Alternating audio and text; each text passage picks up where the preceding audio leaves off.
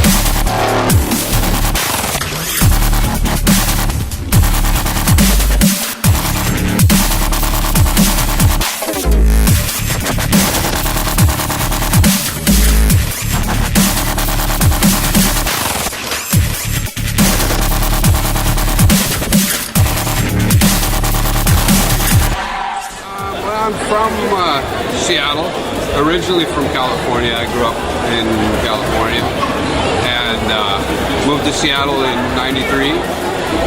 Started tattooing professionally in '93. Life growing up in Southern California was I was in the punk rock scene and got in a lot of trouble. And I settled down there.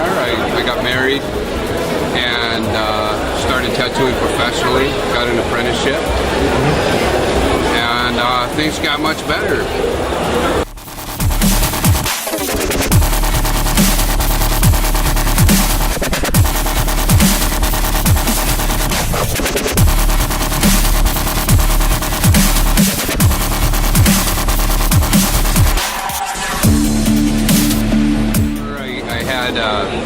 The homemade equipment with a little motor running through a pin casing and a guitar string, and I did that for a while, and then I ordered a mail order kit, which is not a good idea, but I ordered a mail order kit and I just continued to tattoo my friends, try to tattoo my friends, and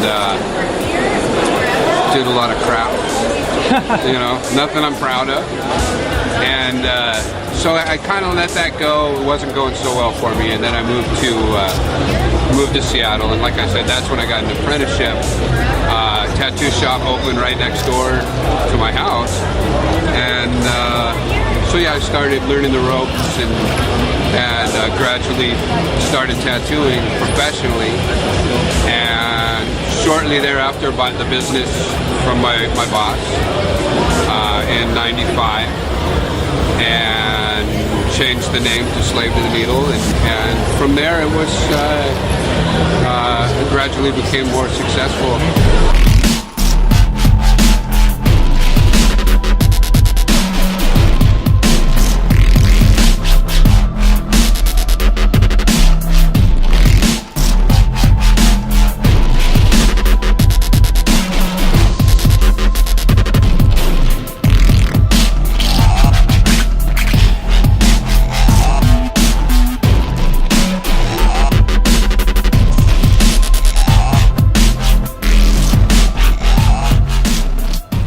In the '90s, that's when it tattooing kind of broke free from the regimented, you know, you have to do it this way and it's very limited, this is all you can do. But the early 90s was a time when there was new school and people were trying different stuff, so I decided to experiment with a lot of different styles. Gradually, towards the later 90s, I began to gravitate towards Japanese. It appealed to me because I liked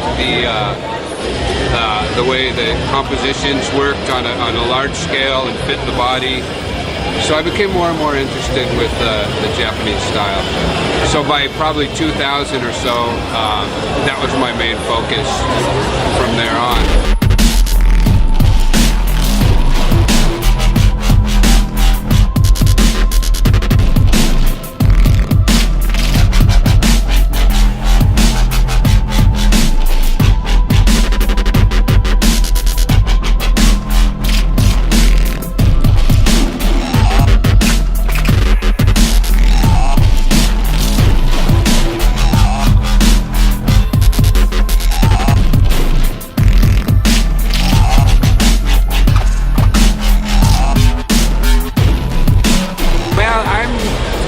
Kind of from the old school in the sense that I didn't put a lot of thought into the meaning. It was spontaneous, like, oh, give me a skull, give me this.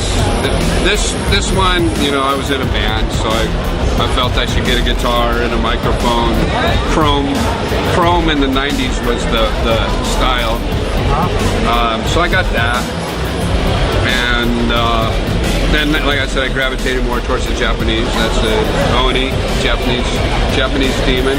Yeah, I got this. This is from Eddie Deutsch, who tattooed on 222 in San Francisco. This was Carrie Barba, who from Southern California. Yeah. Let's see what else. A lot of the earlier work up on the shoulders was from Mark Mahoney, who was he's a legend in LA, who you grab a pen and just tattoo it.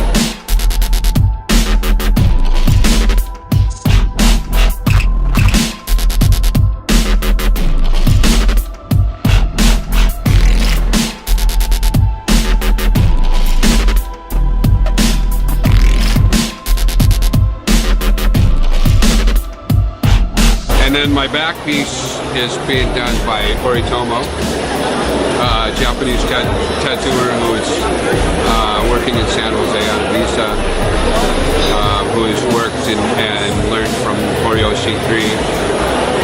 So, you want a little peek at the back? Cool. Oh, it's going to feel good to take my shirt off. It's hot.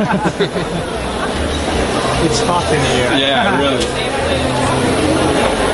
So that's in the progress, and the colors being done Tabori style, and it ends here.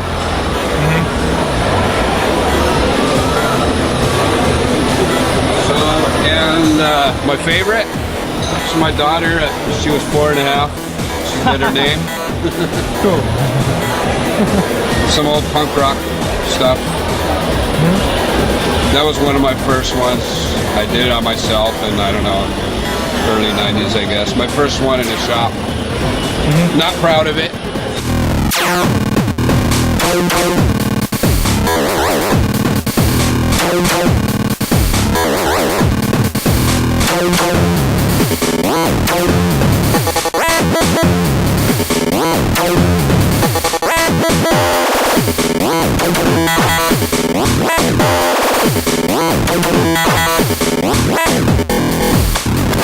I know I'm familiar with Boris, and I know I've worked next to him at some conventions over the years. And I continue to hear more and more about Hungarian artists and other Eastern European artists that are doing some fantastic work. It's impressive. A lot of good work, and just from 3 years ago to being here this year, I can look around and see a lot more high caliber work. I think in general the industry is really doing some great work.